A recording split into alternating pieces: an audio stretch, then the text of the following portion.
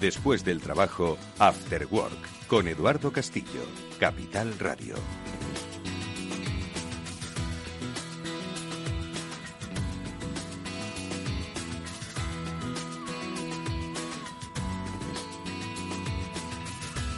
Hola, ¿qué tal? Buenas tardes, amigos. Bienvenidos a este Cyber After Work, que es el programa de la ciberseguridad de Capital Radio, que cada semana, junto con Pablo Sanemeterio y Mónica Valle, os trae no la actualidad de este sector, que es básicamente un sector que está, pues marcando nuestro día a día, sino que lo que está haciendo es, decirnos que tenemos que fijarnos en una de las grandes preocupaciones de nuestro tiempo. Y hoy, cuando repasemos estas noticias, os vais a dar cuenta de que es necesario hacer este repaso en nuestro tiempo.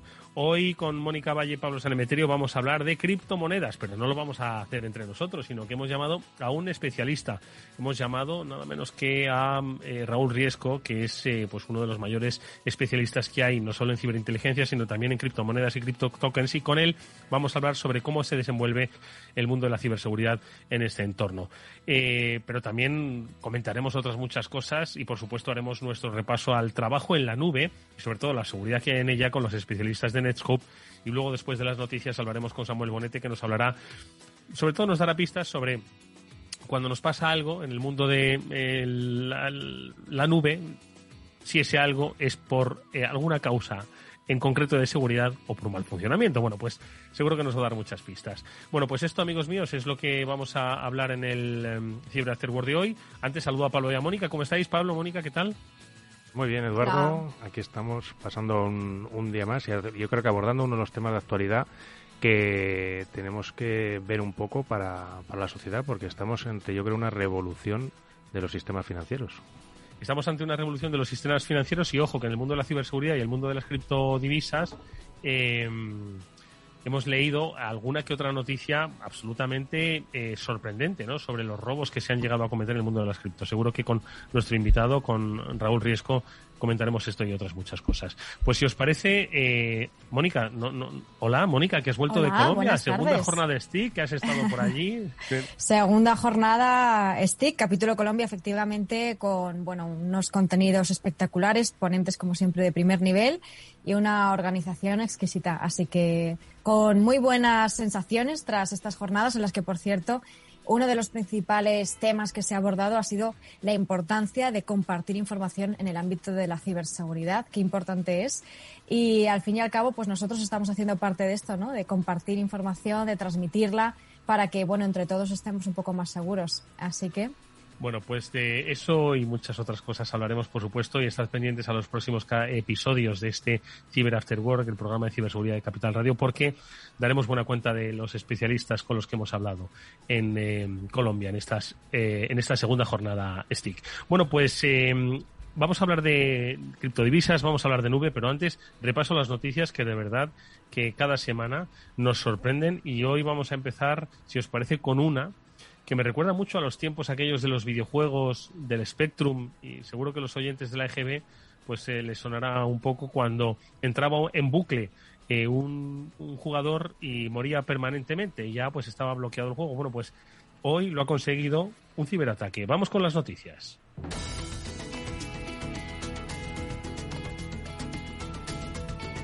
Bueno, y concretamente nos referimos a un ciberataque que ha sufrido el juego Elden Ring, que al parecer, Pablo, somete a los jugadores a un bucle infinito de muertes, que es lo que ocurría antes, pues como decía yo, en el Spectrum, ¿no? No sé si tú recuerdas esto, y hoy, a través de la ciberseguridad, se vuelve a sufrir lo mismo. Exacto, pues es un ataque más sobre los temas de videojuegos. Hemos hablado algunas veces de problemas que pueden haber en videojuegos. Hemos visto también cómo videojuegos han dejado de estar online durante un periodo de tiempo mientras corregían vulnerabilidades que permitían tomar el control de los equipos de los jugadores. En este caso, pues es un fallo con el cual están consiguiendo que la gente que dedica muchas horas a jugar a este juego al final acabe muriendo porque alguien te ha metido ese código que cada vez que arrancas la partida mueres constantemente. Entonces, pues está trabajando en identificar la vulnerabilidad y en quitarla para que los jugadores puedan recuperar sus partidas y poder seguir jugando. Al final, todo el mundo sabe que las partidas en línea pues generan no solo muchísima afición, sino que además generan un volumen de negocio muy importante. Y el negocio que hay precisamente por pasar fases, por obtener, en fin, herramientas que te ayuden a la consecución del juego, pues es sin duda alguna un sitio, Mónica, donde yo entiendo que los cibercriminales también han puesto sus ojos, obviamente, ¿no?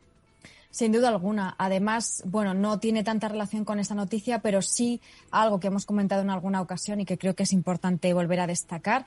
En el caso de los videojuegos en línea, donde hay chats, que bueno, prácticamente es en todos, o hay posibilidad de comunicación, están los llamados depredadores, ¿no?, de menores, que lo utilizan precisamente estos chats para hacerse pasar por otros menores, ponerse en contacto con los gamers y, bueno, pues conseguir desde fotografías o incluso llegar a extorsionar o a estafar a estos menores. Así que es un aspecto en el que todo tipo de cibercriminales, bien sean los más informáticos o los más, pues en este caso depredadores, están ahí. Así que muy atentos todos, menores y mayores. Bueno, pues de ciberseguridad seguimos hablando porque seguro que luego con Samu hablamos del software as a service y cuáles son, bueno, pues un poco las implicaciones que debemos tener en cuestiones de ciberseguridad. Pero también hay botnets as a service, y esto es algo que protagoniza nuestra segunda noticia del día. Se ha producido una macrooperación de botnets as a service que es poco menos que la mayor que se ha visto en los últimos años, Mónica. Sí, bueno, por recordar, luego si te parece, Pablo, profundizas en la noticia. Una botnet básicamente está formada por miles, millones o incluso cientos de millones de ordenadores que se convierten en bots, en pequeños robots al servicio de esta botnet, que está controlada por un ciberdelincuente que tiene un mando, un control de mando, que desde ahí puede manipular esos ordenadores, y esta red enorme de bots se convierte pues en una máquina que puede lanzar a su vez ataques muy potentes. ¿No es así, Pablo? Exacto. Pues en este caso concreto, un investigador, Martin Hron, de la compañía Avast, una de las míticas quizás o de las más conocidas, ha descubierto cómo una botnet, un servidor de comando y control, estaba utilizando varios centenares de miles de routers de los que podemos tener en casa, que les estaba infectando con vulnerabilidades de 2018, para que te hagas una idea, y a través de ahí luego las utilizaban o bien para distribuir malware o bien para lanzar ataques de denegación de servicio bajo petición. Ya hemos hablado muchas veces de estos tipos de ataques. ¿Y dónde se situaban principalmente las víctimas? Pues bueno, en Brasil, en Rusia, en Estados Unidos, en Italia e Indonesia. ¿Vale? Bueno, desde aquí y desde la compañía Avast, que es la que ha descubierto el fallo, se hace hincapié en que se instalen los parches que previenen de esta vulnerabilidad, porque te digo que es de 2018, he dicho 2 años, no, son 4 años ya que tiene la vulnerabilidad, con lo cual hay que instalar los parches de seguridad también en los routers de casa y cambiar las contraseñas por defecto también, que es otro de los fallos típicos que se suele encontrar en muchas tecnologías. Gracias a esto, pues se conseguirá que esta botnet cada vez sea más pequeñita y no tengamos pie a los atacantes a utilizar nuestro router de casa para lanzar ataques. Bueno, pues ojo, porque la complejidad, ¿no?, de los ataques y las formas, bueno, pues están en permanente evolución. De eso hablaremos hoy sin lugar a dudas, y queremos un poco cerrar este capítulo de noticias haciendo un repaso a la ciberguerra, ¿no?, que se está viviendo en Ucrania, porque al final, pues como todas las guerras, se evolucionan, y desde BitLife Media, si no me equivoco, Mónica, bueno, pues habéis hecho un seguimiento, ¿no?, sobre cómo se está recrudeciendo, si no me equivoco, lo que llaman esta guerra híbrida, bueno, pues la que se está librando en el ciberespacio. No sé si estas guerras se ganan, se pierden, pero sí que se recrudecen, como decimos, Moni. Sí, sin duda. En este caso, bueno, hacemos hincapié en Anonymous, que lo hemos estado comentando, ¿no?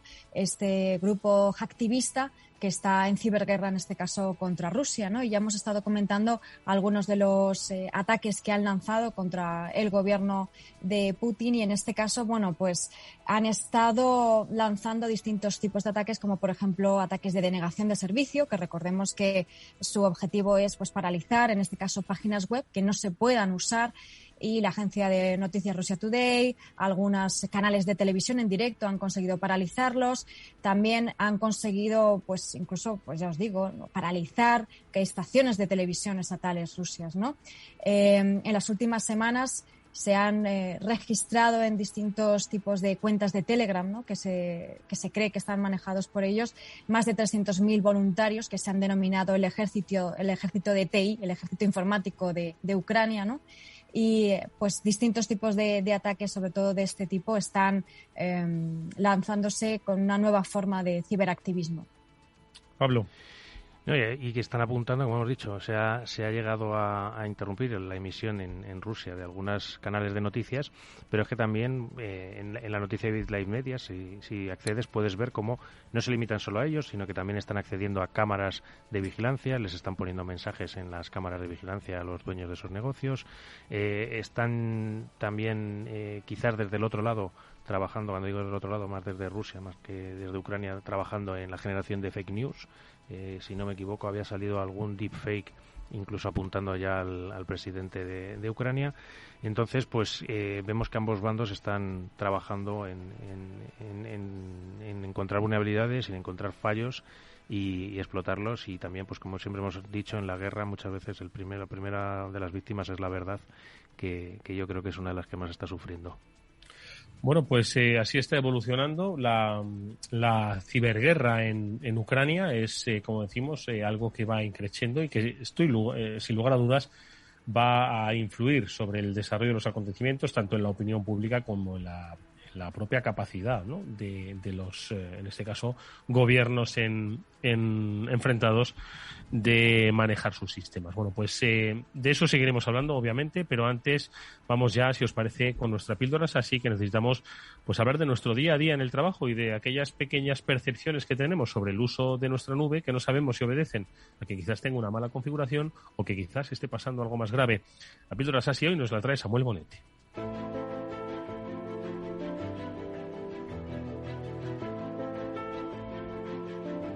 Samu es, recordamos para todos nuestros oyentes, Regional Sales Managers de Netscope, es nuestro amigo, es un gran convencido de la nube y precisamente nos quiere reeducar un poco en esos hábitos de la nube, porque muchas veces estamos trabajando, vemos que tiene un pequeño error en el funcionamiento, pero no sabemos exactamente a qué obedece. Y hoy Samu yo creo que nos va a sacar de dudas y nos va a poner deberes. Samu, ¿qué tal? Buenas tardes, ¿cómo estás? ¿Qué tal? ¿Cómo estáis todos? Muy buenas, Eduardo, Mónica, Pablo. Bueno, ¿qué es lo que entonces ocurre? Porque efectivamente esto se trata de sensibilidad. Nos estamos acostumbrando, hemos migrado ya a la nube. La pandemia, y lo hemos comentado aquí en más de una ocasión, ha hecho pues que muchos ya trabajemos en la nube, en todos esos entornos profesionales. Trabajamos también en entornos domésticos. Y desde esta píldora Netscope siempre hablamos de la necesidad de securizar, ¿no? Del papel activo que tienen las plataformas que albergan, pero también de las propias empresas, ¿no? Entonces, hoy, Samu, ¿quieres poner un poco tu foco en pues esos pequeños errores de funcionamiento? ¿Cómo los identificamos? A ver. Es buen punto. Fíjate que cuando estamos hablando de SASI, de Security Service Edge, estamos planteándole a las organizaciones que el tráfico de sus usuarios pase por un punto de control, ¿no? Que es Netscope, en este caso, de manera que los usuarios siempre naveguen a través de Netscope de forma segura, accedan al Office 365, al Teams, al Zoom, a través de Netscope de forma segura y puedan también incluso acceder a sus organizaciones, acceso remoto a sus organizaciones a través de Netscope de forma segura. Claro, si no tienes Netscope y te va mal el Teams, pues tú lo tienes muy claro, ¿no? Esto es un problema de Microsoft o un problema de mi red. Tienes ahí la duda, ¿no? ¿Será mi red o será Microsoft? Pero si tienes Netscope y te va mal el Teams, tú te preguntas, ¿y de quién es la culpa, no? ¿Será mi red, que tengo a los niños jugando a la consola y se están llevando todo el ancho de banda de la Wi-Fi? ¿Será Netscope, que tiene algún tipo de problema, que está funcionando mal, que el que me está ralentizando? ¿O será Microsoft, que ha tenido un problema y está afectando a más gente? Entonces, esa es la pregunta que hay que resolver. Y para resolver esa pregunta, de dónde está el problema, Netscope lo que tiene es una herramienta que se llama Digital Experience Management, DEM, que lo que nos permite es, dentro de la propia consola de Netscope, monitorizar la experiencia de usuario y cómo el usuario está conectando a los servicios SaaS que está consumiendo. Recordemos una cosa muy importante, y esto yo creo que es lo primero que hay que recordar, y es que cuando estamos hablando de un servicio SASI o un servicio de seguridad ofrecido desde la nube, como el de Netscope, nos tenemos que tomar muy en serio los temas de latencia, retardos y disponibilidad. Y solamente una pequeña pincelada: cuando hablamos de Netscope estamos hablando de un uptime, un tiempo de disponibilidad de servicio de 99,99959. Esto significa una parada inesperada al año menor de 5 minutos. O sea, no debería de haber una parada inesperada al año superior a 5 minutos. Otro punto muy importante cuando hablamos de Netscope es qué latencia añades a una comunicación de un usuario hacia Office 365, hacia las principales aplicaciones cloud. Y igual que damos por contrato una latencia de damos por contrato un uptime superior a los 5 damos por contrato también una latencia inferior a los 10 milisegundos. Para que os hagáis una idea, un parpadeo, lo que tardamos en parpadear son 300 milisegundos. Pues en un parpadeo, ¿no? Somos capaces de ir y volver 30 veces a Microsoft y es la latencia que te garantizamos. Es más, nos comprometemos esa latencia a si hacemos inspecciones SL, si estamos mirando el tráfico a bajo nivel, a menos de 50 milisegundos. Entonces, hay una serie de compromisos por SLAs y una serie de compromisos en nuestros términos de suscripción muy comprometidos con nuestros clientes, son muy exigentes con nuestros clientes, pero siempre puede haber fallos. Entonces, cuando hay un fallo, ¿cómo sabes dónde está el fallo? Bueno, pues cuando tenemos un fallo, la forma de saber dónde está el fallo es utilizar las herramientas que damos en la plataforma de Digital Experience Monitoring. Entonces, el Digital Experience Monitoring lo que nos permite es ver qué latencia tienen los usuarios contra Netscope. Recordad que tenemos acuerdos de peering con los principales ISPs para que esa latencia sea pequeñita. Y qué latencia tienen los usuarios desde Netscope a las aplicaciones que están consumiendo. A Microsoft, a Google, a Teams, a las diferentes aplicaciones. De forma que de esta manera podemos ver si el problema lo tenemos en el camino del usuario contra Netscope, si el problema lo tenemos del camino de Netscope hacia el proveedor SaaS o en el propio proveedor SaaS, o si el problema lo tenemos dentro de Netscope. Este tipo de herramientas están disponibles para los clientes de Netscope en la plataforma de Netscope, de manera que para ellos es muy sencillo tener una foto en tiempo real de cómo está la situación de sus usuarios y si falla alguna aplicación, pues poder monitorizar dónde está el fallo. Pablo, ¿qué te parece? Porque siempre que hablamos de seguridad y nube, hablamos de operatividad, ¿no? Y yo creo que Samuel hoy nos ha dado una lección sobre no solo la inmediatez, sino también la capacidad de identificar dentro de esa inmediatez, que es imperceptible, ¿no? Primero, que se asegura todo y segundo, dónde poder identificar el potencial riesgo.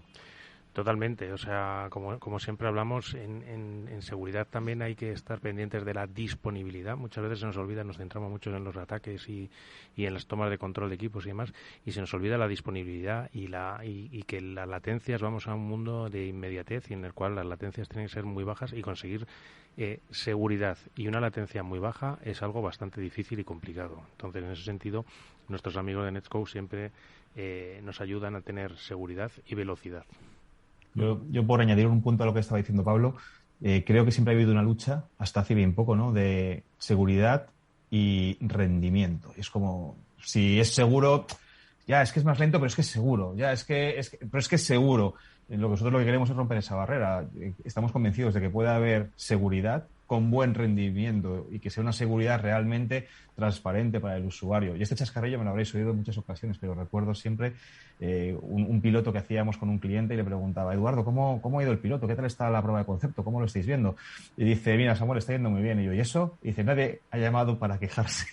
Entonces, fijaros, ¿no? Que la experiencia del usuario sea transparente, metiendo una capa de seguridad adicional, protegiéndole en su navegación, el acceso al 365, dándole... Dice: lo único que me preguntan es cómo puedo acceder al Oracle sin levantar la VPN, dándole el acceso remoto a aplicaciones internas y que eso sea transparente para el usuario. Eso es lo que estamos buscando, ¿no? Que la seguridad no esté reñida con la experiencia del usuario, todo lo contrario, sea transparente.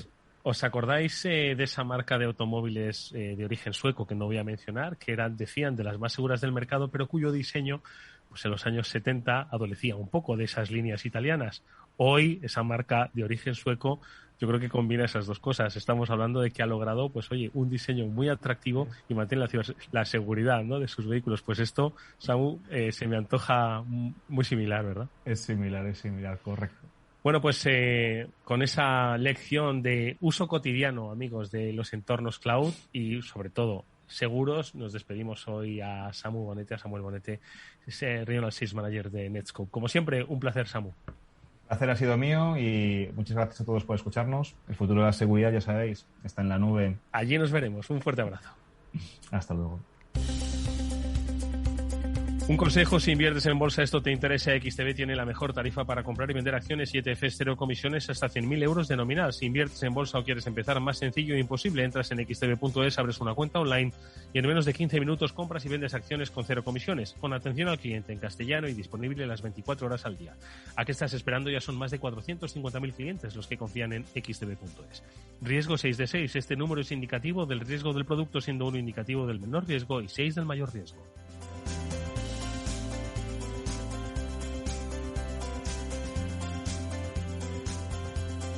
After Work, con Eduardo Castillo.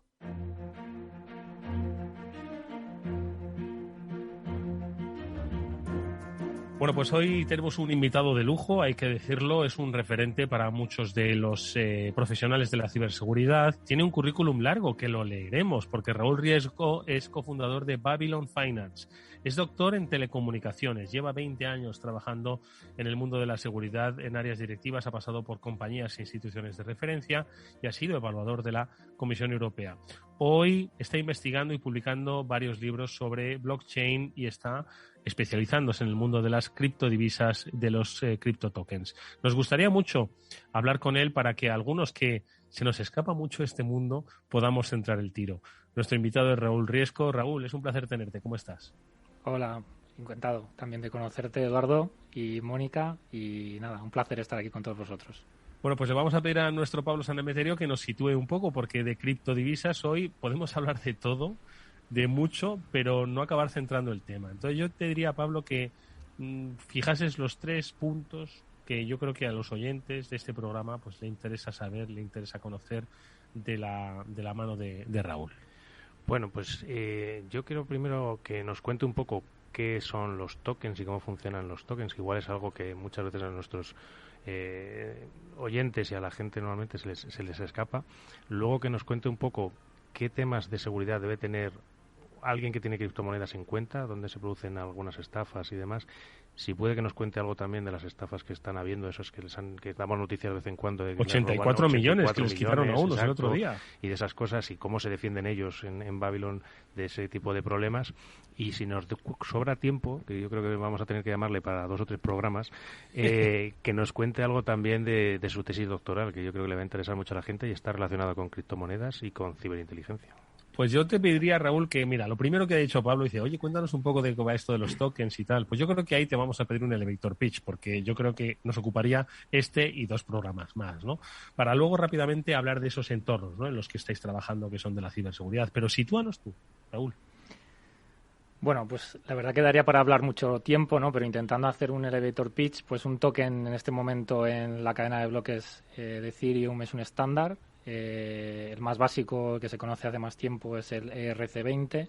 Este token es un activo digital que hace uso de criptografía de toda la vida, que de clave pública y privada, y representa, pues como digo, un activo digital en el que pues hay un propietario, ¿no?, que es el que tiene en este caso la clave privada y es capaz de transferírselo a otra persona usando su clave pública, la de la persona que la recibe, y en ese momento pues pasa a ser, en este caso, propiedad de un tercero. Intenta representar como activo digital, pues en este caso, pues incluso se está hablando, ¿no?, de representar incluso hasta temas del mundo físico, ¿no? Un token podría representar pues una parcela, por ejemplo, ¿no?, de un propietario, y el que tenga el dueño, sea el dueño de ese token, pues podría transferírsela o vendérsela, ¿no?, a otra persona. Y tokens, pues hay infinidad de ellos, ¿no? Estamos hablando de miles de ellos, y muchas veces pues se habla de que un token pues al final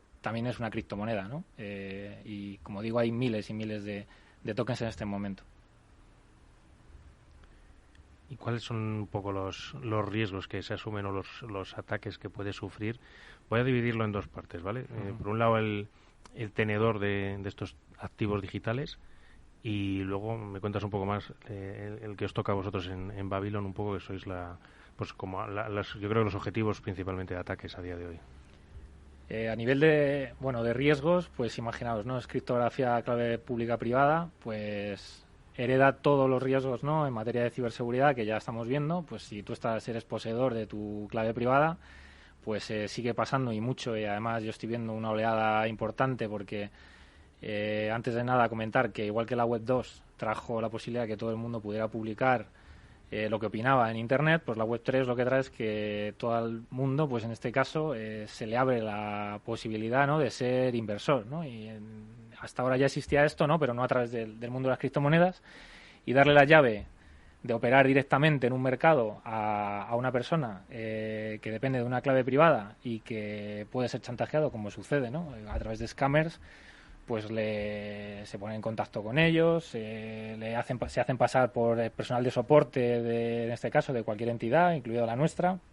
En mi caso se han hecho pasar por mí mismo, ¿no?, en estos foros, ¿no?, y la gente pues comete el error, ¿no?, de pensar que esto es lícito y acaba pues dando su clave privada, ¿no?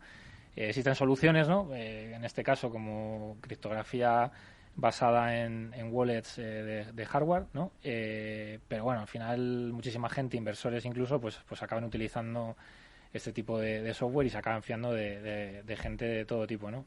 Trae todo tipo de riesgos, es un activo digital, puede tener un valor en el mercado de criptodivisas, mayor o menor, y bueno, pues en este caso la tecnología en sí de blockchain pues se supone, ¿no?, por defecto, que es utilizar la tecnología que se denomina descentralizada, ¿no?, que es que, bueno, pues imaginaros en este caso todos los sistemas de redundancia que pueda tener pues una empresa, ¿no? En este caso pues desde las dobles acometidas que puedan tener, aquí en este caso pues los mineros, ¿no?, lo que hacen es ejecutar esa misma aplicación en un montón de sistemas, ¿no?, a nivel de todo el mundo, con lo cual esa disponibilidad también se tiene, pero luego al final lo que tiene en este caso blockchain pues es la posibilidad, que no te digo que al final todo el mundo lo implemente igual, y ya hablaremos luego de este tema, la posibilidad de que sea descentralizado a nivel de la capa última de aplicación, es decir, nadie tiene el control de poder darle un botón y cerrar, ¿no?, apagar pues una empresa, un sistema, la bolsa o de criptodivisas, porque realmente si está descentralizado significa que nadie puede ser administrador único, sino que depende, ¿no?, un poco de que en este caso los poseedores de esos tokens, ¿no?, pues tomen la decisión oportuna y voten, ¿no?, en estos sistemas que están programados. Muchos programas que estamos viendo, pues como sucede en el mundo normal de la Web 2, pues adolecen de ser una descentralización purista y acaba habiendo pues una cuenta de administrador privilegiada, la gente pues no acaba mirando, como suele suceder, en el código, o no lo entiende, y bueno, pues se puede dar pues en este caso hasta la situación que se ha contado en la Rooted, ¿no?, como el ataque que se llama rug pull, que es que gente pues en un momento determinado tiene una función privilegiada para ejecutar un comando de administrador y hacer un withdraw y sacar toda la liquidez que haya en dispuesta para ese token, ¿no? Entonces, efectivamente, yo creo que en general tiene muchísimas ventajas, pero también trae muchísimos riesgos, y estamos viendo que, bueno, como es algo que puede llegar a traer cantidades ingentes de dinero, incluso con una única transacción, pues yo personalmente estoy viendo que a nivel de inteligencia pues se está rodeando, ¿no?, de muchos, incluso APTs, que están, bueno, pues posiblemente financiándose a través de ataques en este tipo de entornos, ¿no? Y como decía antes Eduardo, pues las cantidades son millonarias. Se está hablando del orden de más de 2 billones de dólares que se han defraudado, ¿no?, se han robado, se han en este caso extorsionado, sacado o robado. En muchos casos son equipos que realmente son pequeños, porque estamos viendo empresas con solo 25 personas y que están capitalizadas por el valor superior a 1 billón de dólares americanos, con lo cual el mercado es tremendamente grande, tiene una previsión de crecimiento gigante, pero sí que es cierto que, bueno, hay muchos riesgos y, bueno, por eso venimos un poco aquí hoy, ¿no?, a contar un poco todos ellos, ¿no?, y aquellos que os interesen más. Riesgos, perdona Moni, que seguro que ibas a preguntar, ¿para quiénes son los riesgos? Es decir, porque hoy en día pues el mundo cripto pues se está extendiendo, vamos, como un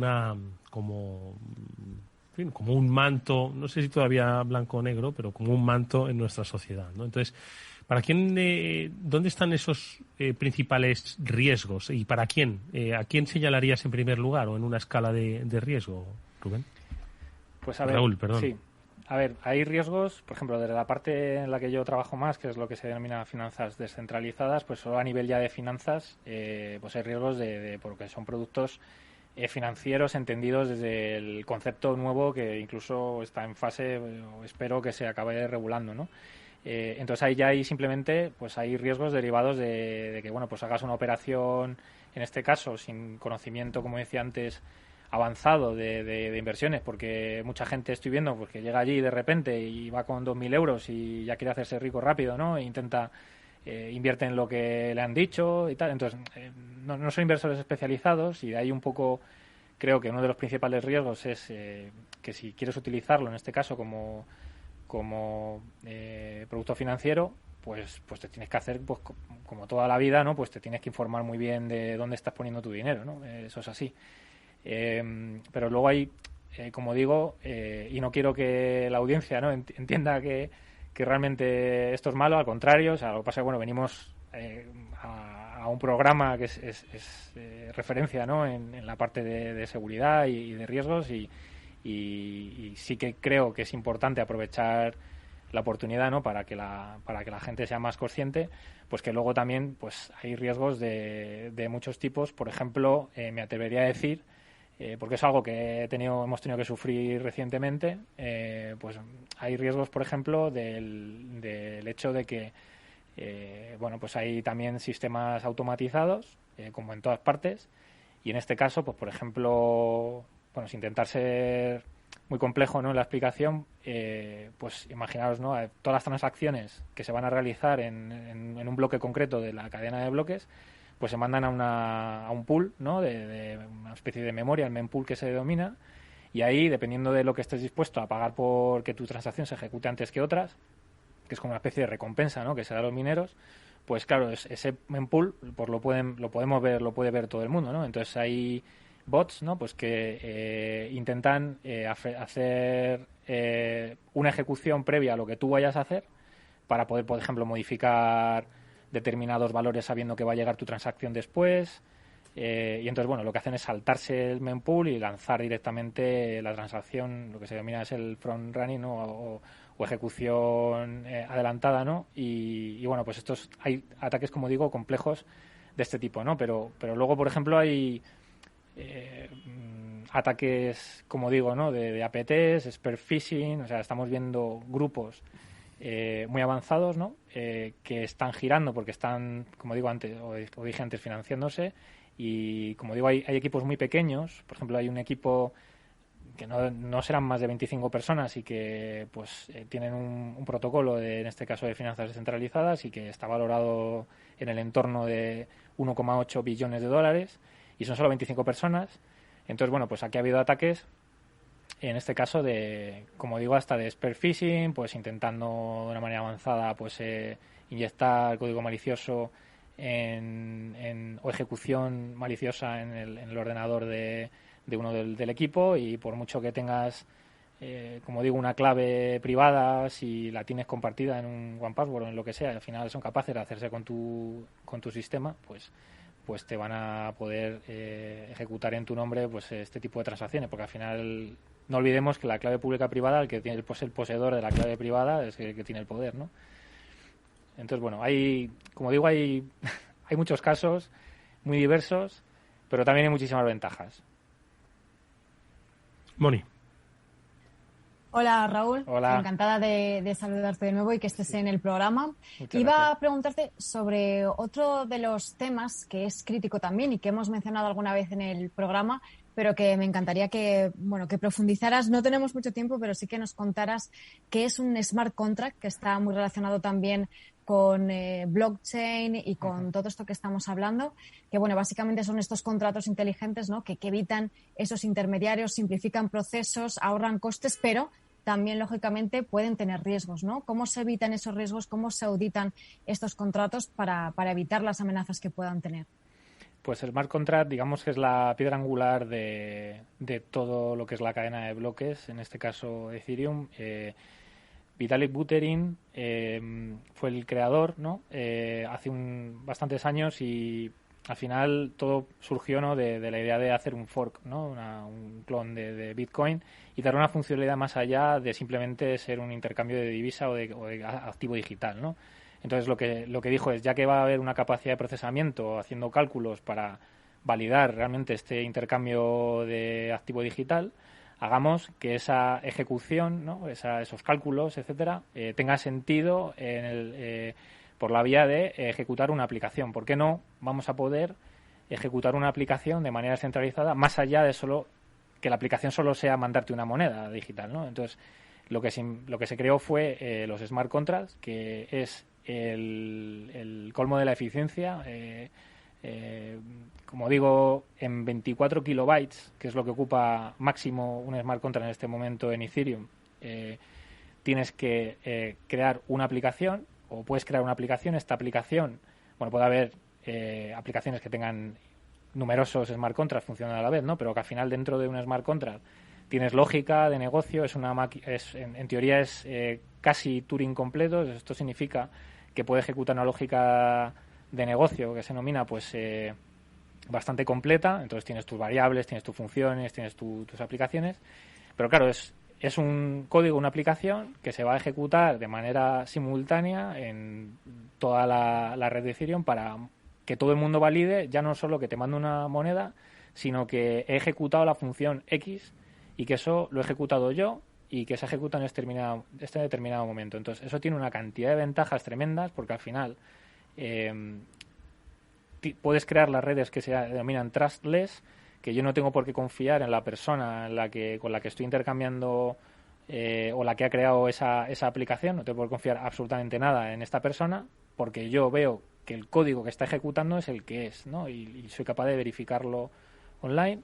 Y entonces me da igual esa persona. Yo lo que interacciono es con el smart contract. Yo si tengo que hacer una inversión, pues mando aquí un dinero y me va a devolver un token, o mando un token y me va a devolver otro token, o va a ejecutarse una aplicación, o voy a escribir una variable, o voy a hacer lo que sea, ¿no? Entonces estos smart contracts, claro, es la base, ¿no? Es la base de todo. Lo importante es que estos smart contracts, los programas de gente que tenga conocimientos de seguridad del código, que es donde está el principal problema, ¿no? Cuando se habla de ciberataques en los que pues han robado no sé cuántos millones de dólares en activos digitales, es porque, bueno, pues como digo, un equipo de 25 personas capitaliza una entidad de 2 billones de dólares, pues esas 25 personas, pues imaginaos si una empresa normal lo que cuesta, ¿no?, crear aplicaciones y que no fallen, no tengan bugs, etcétera, y más aún cuando en teoría son aplicaciones que son inmutables, ¿no? Que, bueno, hay soluciones para actualizar ese tipo de aplicaciones con proxies y demás, pero bueno, en teoría son inmutables. Entonces tienes que, a la primera que lances ese código a la red de blockchain, se va a ejecutar allí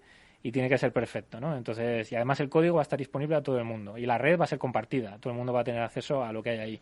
¿Qué sucede? Pues que, mira, pues el mundo de la auditoría de seguridad en los smart contracts, no os imagináis lo que está creciendo.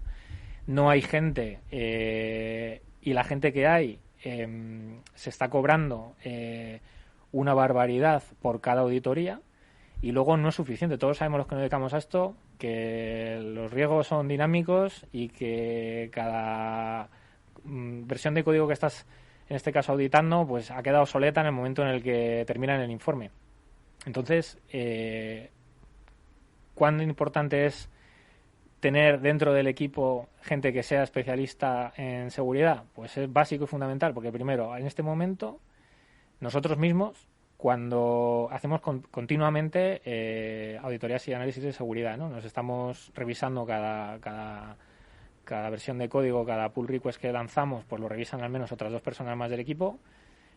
A pesar de ello, intentamos ir lo rápido que podemos, pero esto es así también porque, aunque contamos con empresas de seguridad externas que nos están haciendo las auditorías, no nos suelen dar slots en menos de 3, 4, 5 meses, y luego los presupuestos que te dan, pues le contaba a Pablo hace un rato, por ejemplo, uno de los protocolos más grandes, ¿no?, que hay en este momento, pues bueno, pues se está pagando del orden de $1 millón por 3 meses. Cada 3 meses es $1 millón que está cobrando por tener un sistema como de auditoría continua, y ni siquiera el scope es todo el protocolo, ¿no? Entonces, ahora mismo faltan ahí, sí que, vamos, os lo puedo asegurar, un montón de profesionales. Nosotros de hecho estamos intentando contratar a algún experto más, porque somos un equipo muy pequeño todavía. Y bueno, al final, como digo, la base es esa, ¿no? ¿Por qué? Porque al final se está viendo que incluso con una única transacción se puede dejar a cero, ¿no? Si no lo has programado bien, y hay todo tipo de fallos y en sistemas de producción, y ahí hay que tener cuidado por la imagen que se puede dar al público, ¿no? Y también a la sociedad, ¿no? Porque parece que lo que vimos, ¿no? De lo que decía Eduardo, es que claro, han robado tal, pues no para de llegar este tipo de noticias y no es bueno para el sector, no es bueno para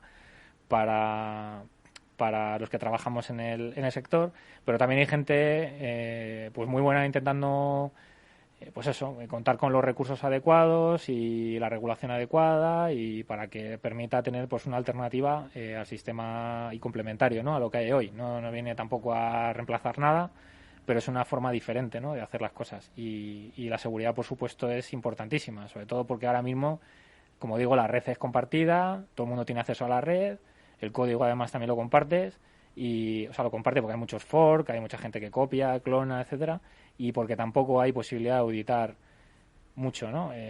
Con lo cual estamos un poco todavía en los inicios, ¿no? De hecho, proponía yo el otro día a toda la comunidad de finanzas descentralizadas pues empezar a crear sistemas de compartición de información, pues como estamos haciendo en los ISACs, ¿no? Aquí de toda la vida, ¿no? En ciberseguridad. Te iba a preguntar, o sea, porque entienden todos nuestros oyentes, al fin y al cabo un smart contract no es ni más ni menos que un programa que ejecuta acciones, ¿vale? Y que ese programa no se puede modificar fácilmente. Es decir, una vez se ha publicado, una de las virtudes que tiene blockchain es su inmutabilidad. Una vez haces una cosa, es inmutable. Entonces, comentabas eso, que un smart contract no es ni más ni menos que código que está publicado, es visible. ¿De dónde vienen principalmente o cómo ves tú que se tiene que hacer esa auditoría de seguridad de estos programas? Que es revisión de código pura, que es por donde está encontrando los fallos y donde se está llevando el dinero, ¿no? Pues sí, mira, fundamentalmente en el entorno blockchain, como digo, de finanzas, por ejemplo, descentralizadas, lo que se está auditando son los smart contracts. Al final, los presupuestos que hay, sobre todo en las startups como la nuestra, pues al final son limitados. Y bueno, pues intentas cubrir el scope máximo posible, sobre todo aquello que te vayas a poner más o que tenga, por ejemplo, que tenga las funcionalidades de depósito o de retirada de dinero o de activos, o incluso bueno, aquellos que puedan manejar el tesoro del protocolo, etcétera, ¿no?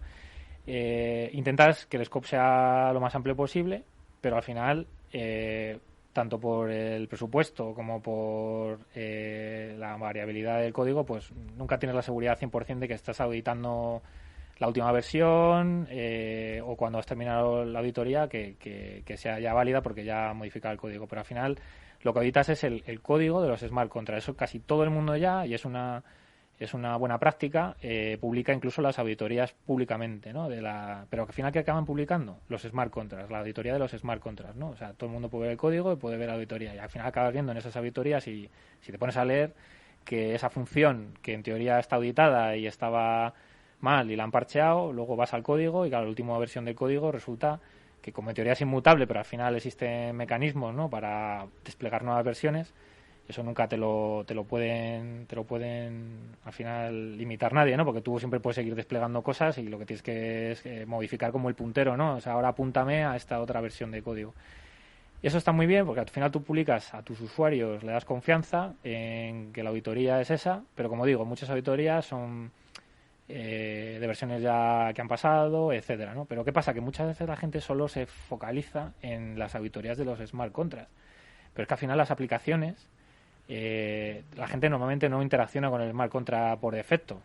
Yo sí, o gente de protocolo, porque necesitamos hacer determinadas transacciones o lo que sea, pero la gente normalmente que monta este tipo de proyectos, pues tiene su portal web, y su portal web está en la nube, como hemos visto antes, ¿no? La gente de Netscope que tiene sus soluciones y en la nube pues también tiene sus configuraciones, a base, pues tendrán también sus bases de datos para todo aquello que quieran manejar de la web que no está en los smart contracts.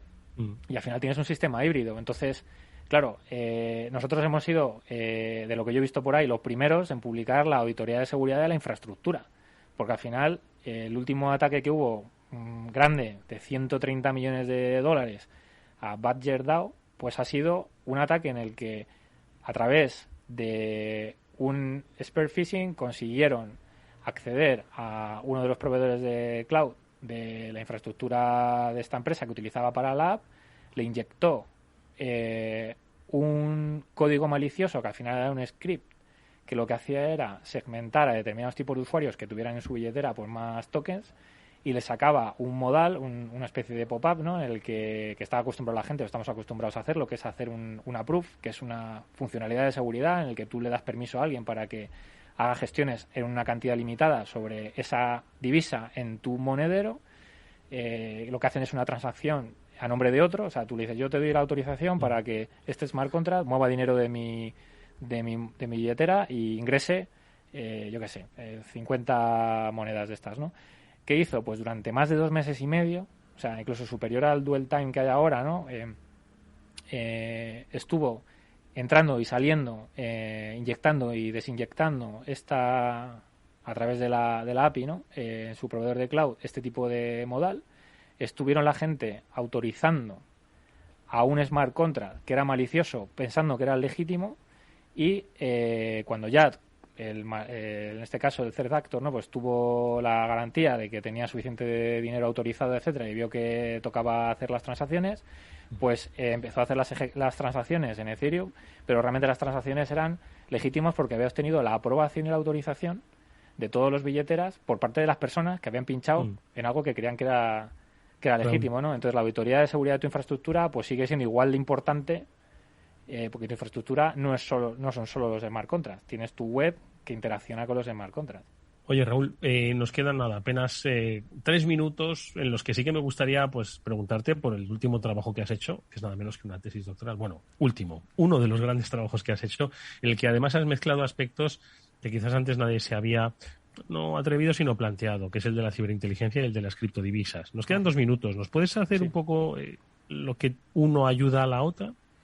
Pues sí, mira, justo me encanta porque es que al final tuvo bastante repercusión en los papers y la tesis, y es que creo que es un tema que todavía no se ha abordado y que creo que es importante. En el intercambio de información, de inteligencia, pues, yo todo lo que recuerdo, todos los años que he trabajado en esto, pues sigue siendo especialmente asimétrico, ¿no? O sea, al final todos consumimos feeds de inteligencia, pero alguien los tiene que generar, ¿no? Y muy pocos lo generan, o los que lo generan, pues te lo venden, te venden el fee, y bueno, pues ya habéis hablado en algunos capítulos anteriores con gente experta, ¿no? Pues que al final, bueno, pues es muy importante la fiabilidad de esta información para poder accionar mecanismos automáticos, ¿no? Entonces, en mi tesis, pues lo que intenté abordar fue la forma de incentivar mucho más a los posibles productores que no están produciendo porque no son capaces de monetizar esta información de inteligencia, los activos, tanto los IOCs, porque al final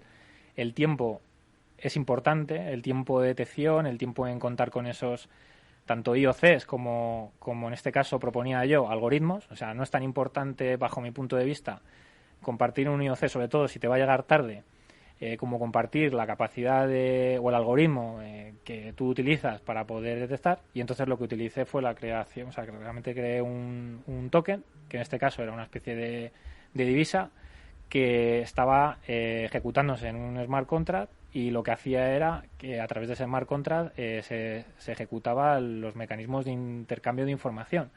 Eran, en este caso, tanto IOCs como algoritmos, y todo aquel que va produciendo pues iba recibiendo a cambio tanto pagos por el uso como en este caso por la fiabilidad y la en este caso de la información que estaba suministrando, con lo cual había un incentivo económico en la producción de información, pero estaba basado en que la información realmente fuera fiable y que todos los usuarios que estuvieran consumiendo esa información pudieran de manera descentralizada pues valorar realmente la utilidad de tu información.